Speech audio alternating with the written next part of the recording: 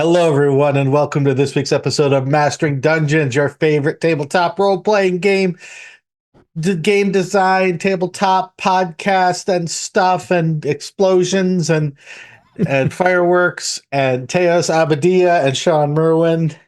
Hey, Teos, what's going on? Oh, I just got back from being at Santa Clara University. Had a lot of fun. I drove grandparents around. I had a amazing time seeing my son. I don't know what they put in the water there, or maybe it's the sunshine because boy, the weather was glorious. But my son was like super mature and like feels like he's aged 10 years and all in good ways. It was a blast. It was a blast seeing his friends. So that was just completely lovely. My heart is full. Now I'm back home facing the realities here. in gray, wet, flood prone, flood warnings. Like, Yeah. mm-hmm. So yeah, I mean, we're only talking like a few hours difference, right? Yeah. In terms of like, Let this be a world building guide to everybody out there because it is right. it is hilarious how different the weather is. Yeah. The flight is an hour and a half, right? It's just great. Okay, so it's not far at all. Wow, Mm-hmm. that's amazing. I'm staring out at, I don't know what layer of hell is the cold frozen one, but that's where I'm at right now. Uh, I live right on the shores of Lake Erie, and yesterday and the day before, people were walking out onto the lake, and I'm thinking they're going to fall through. There's no doubt, Little but it is Stygia frozen. action. Yes, it's frozen as far out as I can see because they walked out that far, and so Wow. That's we've got amazing. that going for us. Yeah. And we've also got a lot going for us in terms of our listeners. Uh, in fact, we have so much going on in terms of our listeners that we are going to take today in our main segment to go through our listener corner because we are about 12 messages behind. And so we thought we'd take some time to catch up. Lot to talk about, lot to get down to. So that means we won't do our listener corner to start. We will jump directly into news this week. And oh, do we have some news this week? We are going to start with one of your favorite segments out there, I know, the Hasbro Q4 earnings reports. Woo! Teos, Yeah. what's in store, or what was in store for Hasbro in Q4? Yeah, well, stop me if you heard this before, but for the fourth quarter, there was a decline in total Hasbro revenue. Really? Who would have thought? Who would have thought? And boy, I have said this now so many times, but I'm so excited for the day I don't have to think and read the piece that talks about how, adjusted for the E1 sale. Like, I don't know how people milk this thing. I am not an accountant. I'm not a tax expert, none of this, but somehow this sale of E1 just keeps being an explanation for something. I guess it's better than them blaming the movie that is so dear to my heart. But yeah, they had a 15% decline in Q4 for total Hasbro revenue. For the year, they're down 17%. And so this, as usual, because this is the fourth quarter, the last quarter in the year, right? We're talking about 2024 Q4. We're talking about how then we can also look at the whole year. It's not year to date. It's a whole year of 2024 that we can now look at. So so you'll see both of these things, Q4 and the year. So Wizards of the Coast in Q4 is down 7%. And this is explained solely, before we jump into theories, this is explained solely on the Hasbro side, mind you, by the fact that they released one fewer Magic the Gathering set. Okay. It's lifted up by the rest of Wizards, including Monopoly Go revenue being higher than forecasted. Okay. I'll go ahead and say the spoiler first, Shawn, which you're probably wondering, like, hey, what did they say about D&D 2024 and that new edition and all that? Surely they mentioned that, but I know Shawn, that it was back to normal with no mention during the kind of official release, the slide deck, that sort of stuff. It was briefly mentioned along with other brands in terms of like the logo being shown and of course, in the lines, they break it out because it is one of those main brands that they have. But there was no mention of, and due to Wizards, releasing Dungeons and Dragons 2024. No, that never came up. Because it's tiny, right? It's not like, I mean, what's interesting is how different Magic is, right? One fewer set and boom, you know, this, we didn't have a Lord of the Rings out there, so therefore this is totally different. Now that's not all bad, you know, we'll get into that more. For the year, Wizards does have some good news. There are additional good news, I'd say, with that, because we've heard some other good news in the last quarters. But Wizards is up 4% for the year in revenue. Given all the tough times, that's good news. The growth drivers are said to be licensing and digital gaming. So this is Monopoly Go at 112 million, Baldur's Gate 3 Remnants, and so on. I mean, it's still doing really strong, but it's not what it was before. Magic was also named, even though they were down 1% for the year. Consumer products were down 1%, which is better than they've been by a fair amount. A lot of this seems to be like, you know, cutting brands and stuff, but honestly, I didn't super look at that area of it because I'm not as captivated by it. Your net revenue is 1.1 billion, operating profit of 60 million for Q4. And for the year, net revenue is down 17%, as we said, to 4.136 billion. So if you're kind of like, what is the size of Hasbro? There you go. Adjusted operating profit is 839 million, which is up 76%. So that's good news for them. Wizards and digital gaming, because that's, you know, the segment name, had Q4 revenue of 340 million, basically. That's the down 7% we mentioned, and an 81 million operating profit. For the full year, Wizards of the Coast and digital gaming had 1.5 billion in revenue, operating profit of 632 million. This is, you know, depending on how you look at it, you know, amazing, right? Amazing compared to anything else in our industry. But it's complex. It involves all these digital things and magic and all this sort of thing. There is a slide in their deck for revenue drivers in Q4, and here they show Wizards of the Coast analog down 16%, but that's said to be largely due to Magic. Wizards digital is up 3%, and digital licensing up 7%. They did not, as in previous times, drop little statements that allowed us to do, you know, brand new math or anything like that, sadly. But they did have some really cool statistics on the Magic the Gathering side. Shall I, Shawn? Please do. The average tabletop player for Magic the Gathering is 30 years old. The average player tenure is 5 years. And it was in 2022 that Magic first crossed the $1 billion threshold. And this year is 1.08 billion. So, you know, maybe you would have wanted it to, I'm sure they would have wanted to have ballooned far greater. And back then was when they were saying, you know, and D&D will be $1 billion brand and all this. And so, and not so much. Yeah. Well, it wasn't down, right? And that's something with all of the economic bad news, all of the uncertainty in the world that has come recently, let's say, we do see some decreases. So it's not that we can say, boy, I bet they wish. But I'm also betting that over $1 billion is probably something that they're happy with. Yep.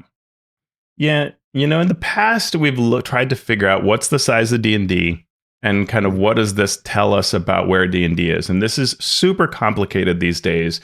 I don't know that BookScan is useful anymore. And plus, we don't have a source of it that anyone has shared recently. But it's really hard to tell, like, how well are things working, say, on D&D Beyond, where the margin must be much, much higher, but it's hard to know what the numbers are. You're not getting that general public that leads to just millions of players' handbooks being sold.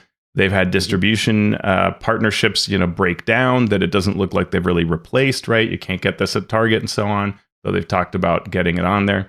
It's really hard to break any of that down, but friend of the show, Scipio, again, did his best to figure out D&D's size. While we don't know, you know, nothing was told as it was last quarter about the digital versus paper or tabletop revenues. So we just have to assume that it's sort of in the same 50 to 60% that we've heard about for the last 2 quarters. Making that assumption, we can take the Wizards of the Coast total, subtract out the total for Magic, subtract out Baldur's Gate 3, subtract out Monopoly Go, and hope that that's close enough to give you the D&D total. It's always hard because there could be some extra little bits in there, but let's assume that's a pretty good bit. And we can kind of do that reliably across the quarters now with what they provide. But it could slightly overestimate D&D's side. So just cautionary note there. This is not, hard math. But by the estimate, Scipio draws the conclusion that 2023 D&D total was $266.8 million. In 2024, $284.7 million. Okay. Quarterly estimates are pretty similar between 2023 and 2024, except for Q4 2024 is much higher, up about 27% over the average of the previous 7 quarters. Mm-hmm. The differences between the years are all within low to mid single digits for Q1 to Q3. It's $17.2 million for Q4. So what Scipio believes is this is starting to show that the 2024 release probably did move the needle on D&D revenue, which is something we could not see in quarter 3. Right. That's really very interesting. Also, something that I've been kind of hammering on recently, and he and I have been chatting about, is Baldur's Gate 3 and Monopoly Go is sort of like the way forward, right? This is what we hear all the time in corporate speak of, if I put on my CEO hat, this is our bold new future, right, of licensing and all this. Well, those totals are $105 million in 2023, $148 million in 2024. D&D is still almost double that. Mm-hmm. So D&D is like the quiet, stable thing that may not be super exciting, and it isn't like Magic, of course, but compared to these other things that they like to talk about, D&D does really well. Yeah. Yeah. And the only thing I would say is if it was better, why didn't they toot their horn there? That would have been a victory, right? That would have been telling the shareholders, this is a smaller segment of our total revenue, our total financial picture. But look, we took this chance to make these 2024 books, and they're starting to earn. Maybe it just wasn't enough. Maybe the numbers that they were floating internally were, we are going to probably make this, and they didn't reach that, but they still reached something. So it's a good question. It's a good question. I mean, if you think about it, like Magic the Gathering, I don't know how many sets they have in a year. I saw a list at one point quickly on a slide, but it's a bunch. And all they mentioned was, hey, we had one fewer, right? They didn't talk about the success of set A or B. And really the only set I recall them really, really talking about is the Lord of the Rings set, because it did so well. There are so many things they could mention, right? They could mention, they've clearly pushed the pedal on the number of releases for Secret Lair and things like that. And they've kind of rewired in the back end how that works. Like, they didn't bring that up, right? There are a lot of things they don't bring up, and we want them to bring up our brand. But realistically, I think they're only hitting kind of these major points, and we're not a major point is sort of the sad thing. Now, and some of it is bias, right? Some of it is because they think it's saying that you brush your teeth every day isn't, for most people, a big, bold statement. And saying that you're making this stable D&D that makes an actually really good amount of money isn't a big, bold statement. And they want big, bold statements, and Monopoly Go and Baldur's Gate 3 and things like that just sound so bold. Like, I bet if this new Baldur's Gate expansion was a thing that generated revenue rather than being free, and if D&D, Wizards had actually come up with it rather than their partner just deciding to do it, we would have heard that. Even though the revenue would have been probably not as big an increase, what do I know, as, maybe what D&D 2024 has done. You just don't, it's just not in the exciting column, is my guess. Yeah. So did they look at the future at all? They did in something that's a little bit, well, more than a little bit. It's a fair bit confusing, but they have a new strategy they call Play to Win. And there's a whole separate news release that came out on the same day about it. And it expands its reach aims to expand its reach to over 500 million fans by the year 2027, right? So 2 years from now. They also expect mid-single digit growth, operating profit improvement, on top of the $1 billion in cost savings that they continue to implement. And there were a bunch of cost savings that they, touted during this whole thing. it's really hard to kind of, a lot of it sounds like things I've said before and they've said before, in these kinds of talks. Magic, Monopoly, D&D are mentioned as beloved brands. Our new strategy is grounded, this is a quote, in the key insights which will drive Hasbro's evolution into a modern play company, serving fans of all ages around the world at every price point and meeting fans where they are playing, which is increasingly online. What does that mean? I have no idea. But they come up with 5 strategic building blocks.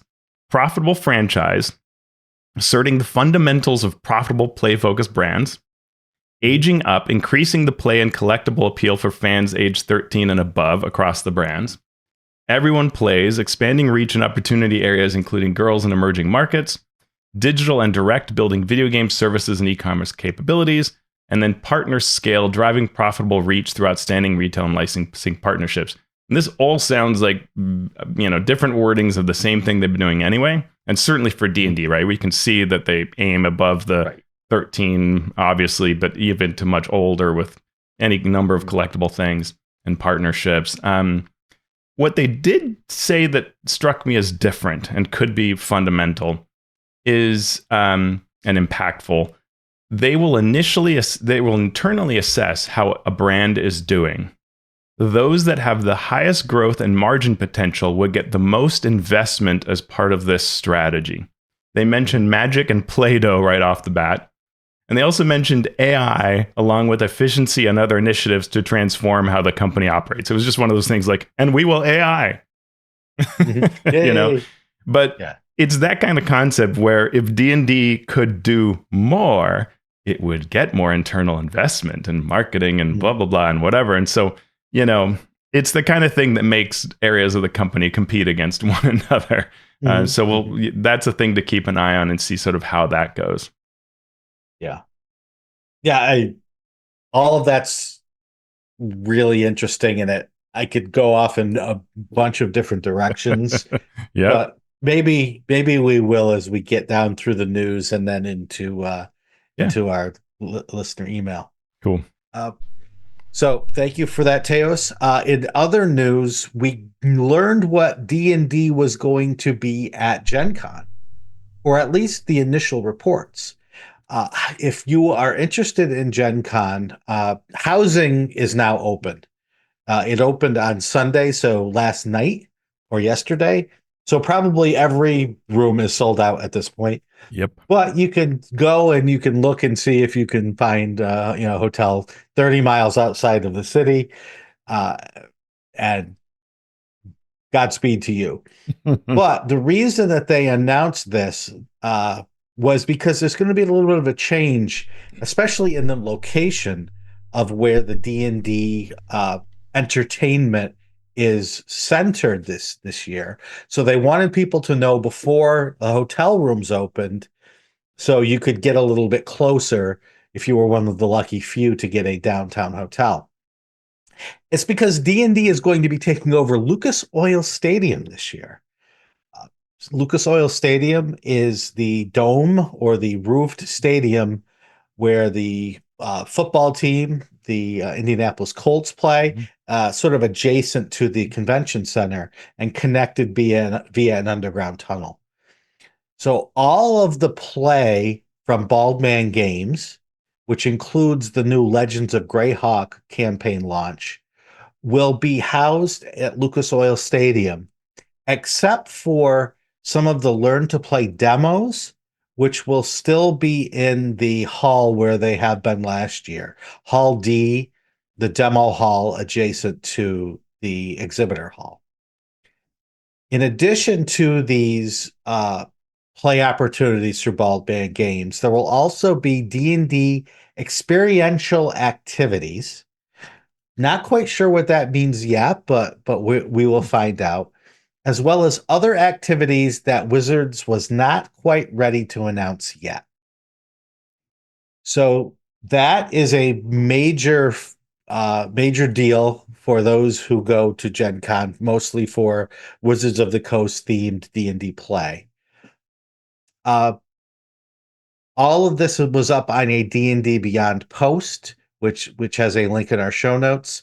So we will hang in there and we will see what else Wizards has to say on their Gen Con experience. Yeah, and if you've been around for a while, you've seen D&D come and go from Gen Con, from owning Gen Con, starting Gen Con, to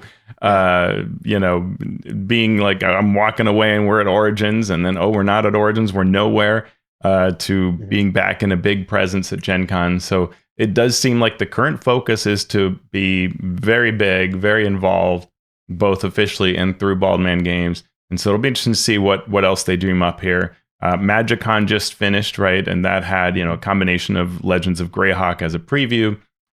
Really good ratings came in from that. But it was a different crowd, right? Magic the Gathering crowd there. So it'll be interesting to see how this Gen Con experience goes and what that leads to in the future. Yep. So we will keep an eye on that and pass along any announcements as they come. It looks like we are getting a new, perhaps, D&D video game, AAA, from Saber Games. If you know the Space Marines game, then that is the group that makes that game, and they are partnering with Wizards to provide even more. Have you played any of those games from Saber? No. The Warhammer I'm 40K games? This announcement came while I was traveling. So it looks like they made, Warhammer 40K Space Marine 2. And what I'm seeing in this press release is that very few details, but it will have single player and multiplayer modes, and will use this so-called swarm technology that appears in Space Marine 2 to animate vast flowing hordes of monsters and things like that. So it'll be interesting to see. I don't know anything about the Space Marine 2, but I could see us chatting about this on the Discord about what it all holds and where it'll lead. What kind of play experience it is, right? Whether it will work as well as Baldur's Gate 3, which I think what was awesome about it is not only was it superb fun, but it was a very D&D type of experience. And so, will this kind of have that sort of appeal? I'm curious. Yeah, and that's a good question. When asked about sort of who is publishing this, Chris Cox answered an investor's question by saying that it is a co-publishing deal, and that Hasbro and Saber will be the publishers of record. So it's always a question of how much is Wizards putting into the production, how much are they getting out of the production, how much oversight do they have in terms of that design. And we never know the exact details, but we know with Baldur's Gate 3, we assume they were happy with it because it made them a ton of money. And the interaction between Wizards and Larian was quite robust from what I've heard. Yeah. So we'll see if that same level of interaction goes on here, if the game is any good, and then if it is, what Wizards takes away from that with that deal. Yeah. Yeah, and Saber, the Warhammer experience is much more of a kind of in your face type of battle versus the top down that looks a little bit more like a tabletop that Baldur's Gate 3 gave us. So whether that experience also can convey, which would be cool if it could, right? If you can get a different approach to the game and bring in fans that way, that would be really cool. Mm-hmm. And Cox went on to say, we should expect 1 to 2 video game releases per year from 2026 to 2030. But we've been saying that for several years, Cox added. Yeah. So yeah, we'll see. We'll see what comes of that. We will keep an eye, and we will also talk about Tom Dunn, who took a minute or an hour or several days to break down the 2024 Monster Manual. What did Tom have to say, Teos? Tom's a joy to chat with. I've had a lot of fun. In fact, just today we're talking about something that was blowing my mind, and he has incredible insights, incredible mathematical knowledge. He clearly got good grades in the courses that gave me trouble, and I appreciate that in him deeply.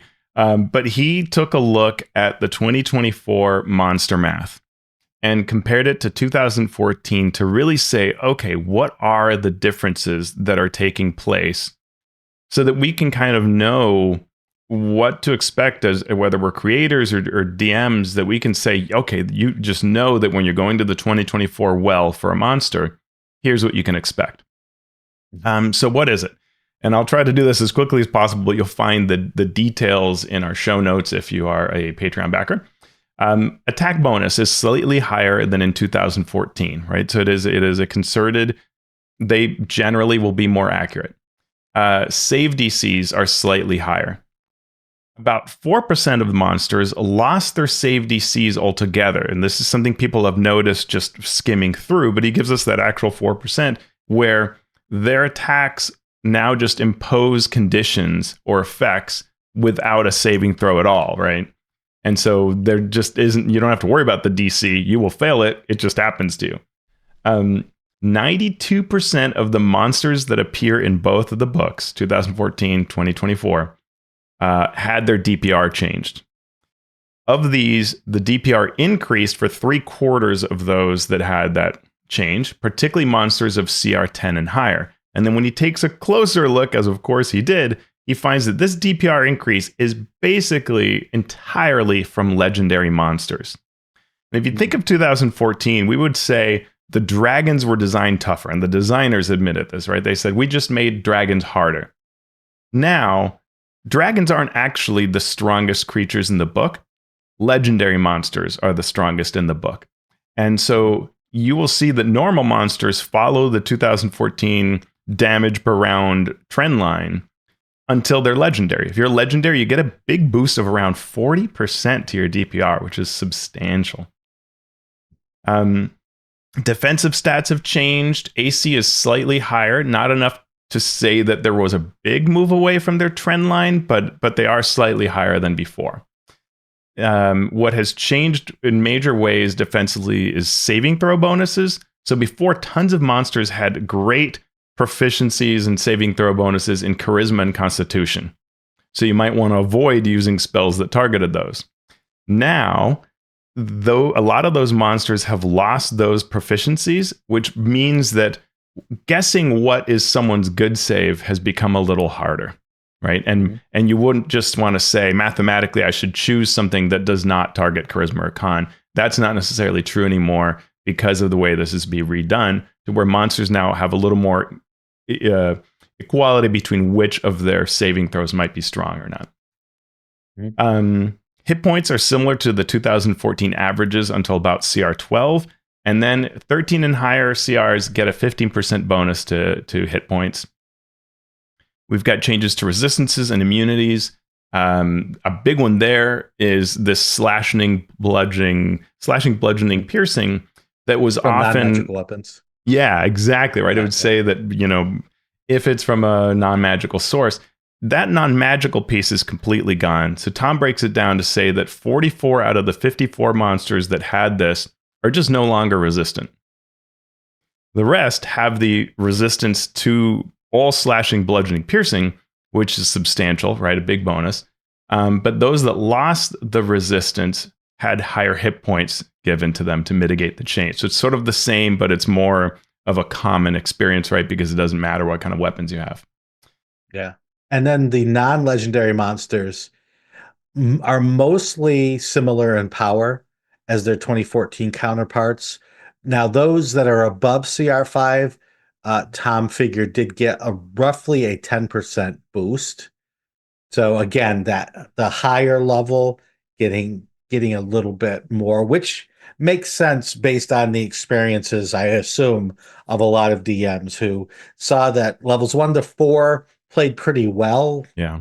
And then levels 5 and higher, it was very tough using the CR encounter rules that the Monster Manual and the Dungeon Master's Guide had. It was hard to challenge players at that level.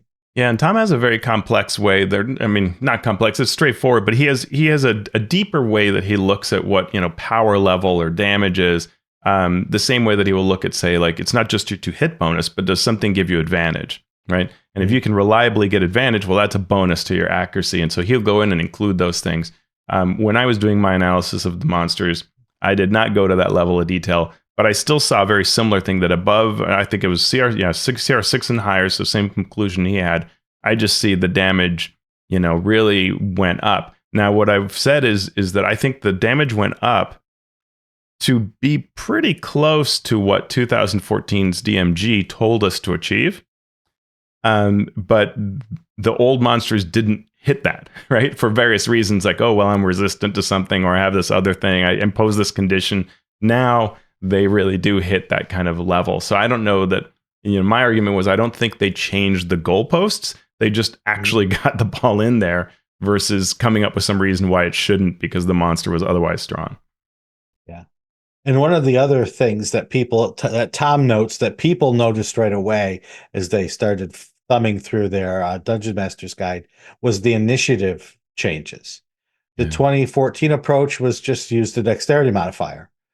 And now monsters, some just use their dexterity modifier, but some have a significantly higher initiative bonus, especially at higher levels. According to Tom, monsters with an initiative bonus of 6 or higher, a monster with an initiative bonus of 6 or higher than the PCs will deal about 10% more damage. So in other words, if you go before the creature or before the players, you're more likely to do more damage to the players. Yeah. So that and the easiest thing to think about it is, if the monster dies in round 3, well, did it get to go?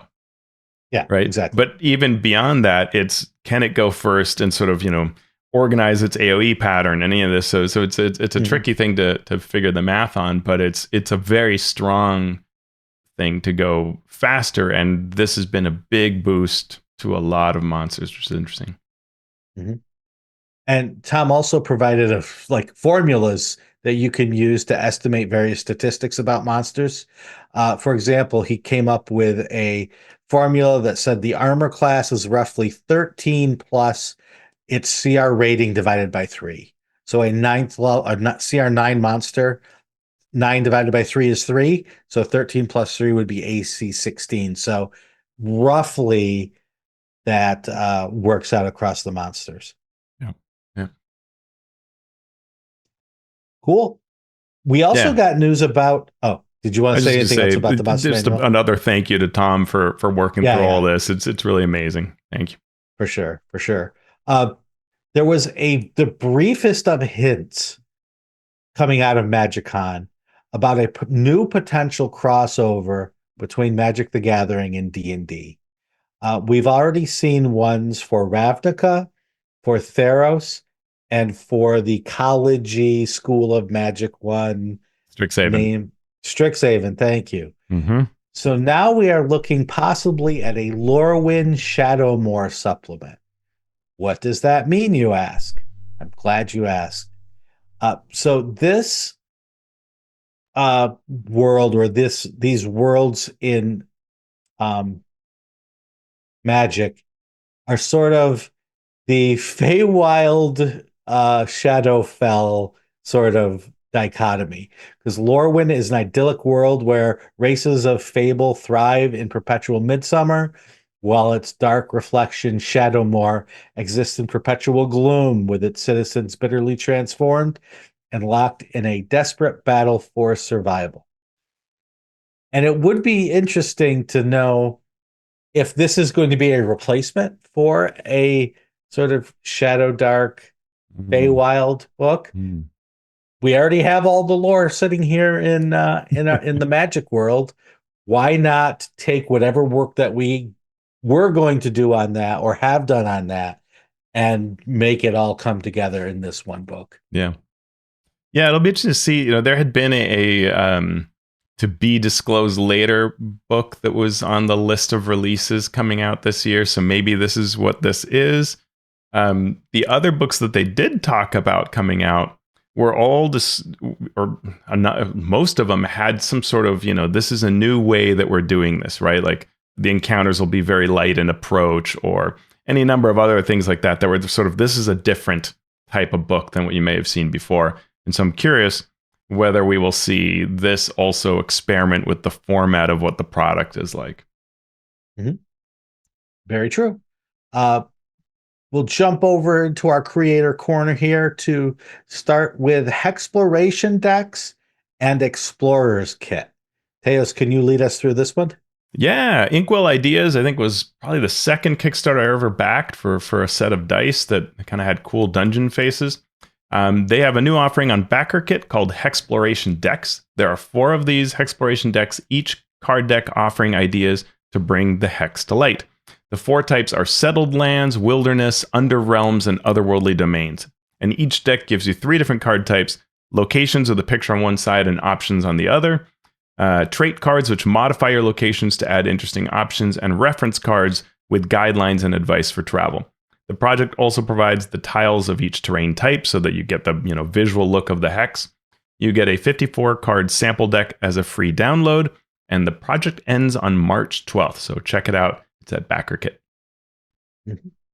And over on Kickstarter, we have Outer Seas, Black Coral Citadel. Explore a strange stronghold, encounter haunting horrors, and discover sinister secrets in this thrilling zine quest adventure for 5e. Written by Anton Krumov and illustrated by Jake Allen. This comes from Outland Entertainment. It is basically a 4 to 6 hour adventure that explores this outer seas setting, perfect for a one-shot side quest or introduction to the hydropunk world that is the outer seas. There'll be optional rules for surviving the open waters of Rin, managing your equipment in an aquatic environment, and dealing with what happens when things break out when you need them most. New equipment, new items, new deities that are unique to this outer seas setting. And it's, if you want the PDF, $5. So, if you want more, you can get a physical copy and so on. But this is one of those, this is what Kickstarter's for Kickstarters, right? Okay, we want to make this product. We don't need a heck of a lot, but here you go. So you have, as of this recording, a week, so about 5 days to go. Check this out from our friends over at Outland. Yeah, and I dig it's one of those where everything's complete. So it's like, you're just funding this. We've made it. It's ready to go. Yeah. You'll get it. No doubt. Yep, exactly. So that is our news segment here on Mastering Dungeons.